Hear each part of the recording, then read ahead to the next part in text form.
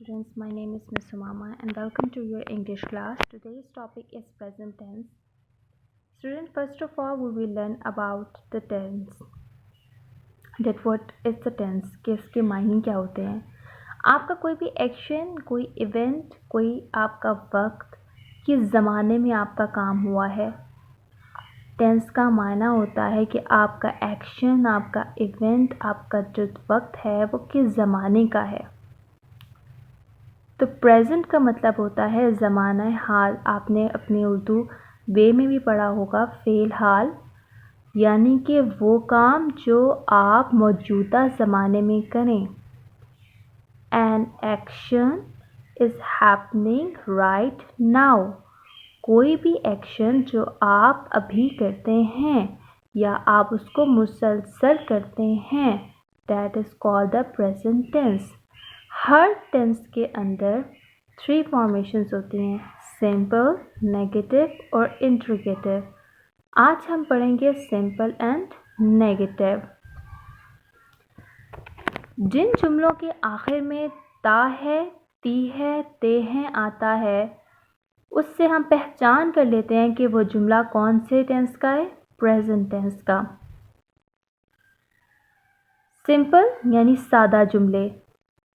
Subject, first form of verb, S और S और object. Subject वो जो कोई नाउन जो काम कर रहा हो. फर्स्ट फॉर्म ऑफ वर्ब यानी आपके एक्शन की फर्स्ट फॉर्म. फॉर एग्जांपल, आपको फॉर्म ऑफ वर्ब्स आती हैं जैसे गो, वेंट, गॉन. तो गो आपकी क्या है, first form. Went second form. Gone third form. लेकिन हम प्रेजेंट टेंस के अंदर सिर्फ और सिर्फ कौन सी फॉर्म यूज़ करते हैं, first form of verb. S और ईएस. एस और ईएस किसके साथ आता है, एस और ES is used with singular noun. For example, he, she, it. और आपके प्लूरल नाउन के साथ जैसे आई, वी, दे, यू के साथ एस और ईएस नहीं आता है. Plus object. ऑब्जेक्ट वो नाउन जो आपके एक्शन में इन्वॉल्व है. फॉर एग्जांपल, मैं खाता हूँ, आई ईट. इसके अंदर आपका सब्जेक्ट क्या है, आई, और आपका एक्शन क्या है, ईट. वो खाती है, शी ईट्स.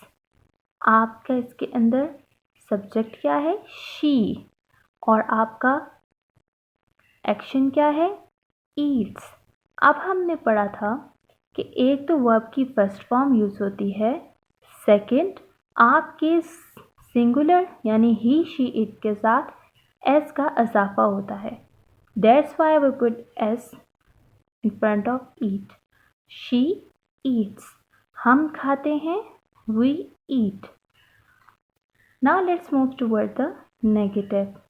सब्जेक्ट, डू, डस.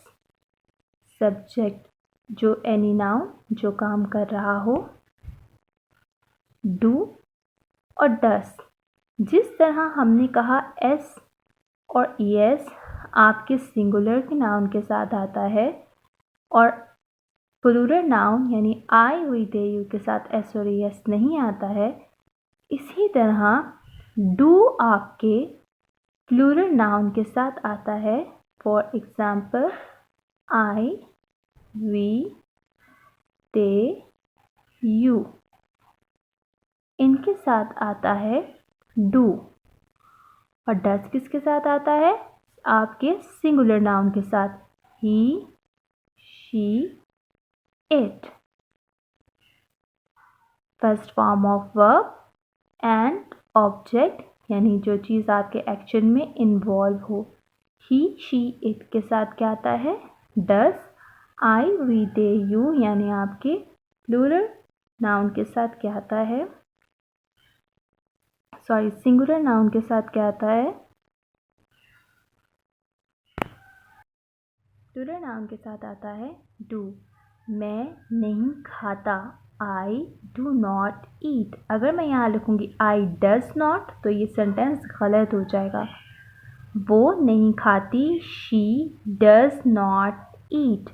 अब यहाँ पे आपका क्वेश्चन आएगा कि हमने यहाँ पर ईट के साथ एस क्यों नहीं डाला, क्योंकि हमने पहले ही अपना एस और ई एस किसको दे दिया है, डू को, जो मिलकर अब क्या बन गया है, डज। दैट्स वाई हमें अब we do not need S hair.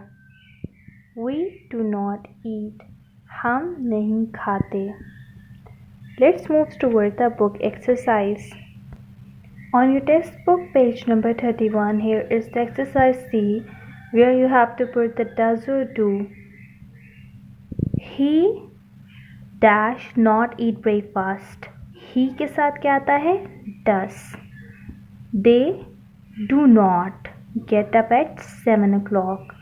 आमना, अगर किसी भी ही, शी, इट या कोई भी नेम आ जाए तो उसके साथ क्या आता है, does. Amna does not like to eat fish and chips. Like this, you have to solve your all exercise and complete note you can find on Google Classroom. I think that it could help you to solve your exercise. So, अपना ध्यान रखें and Allah Hafiz.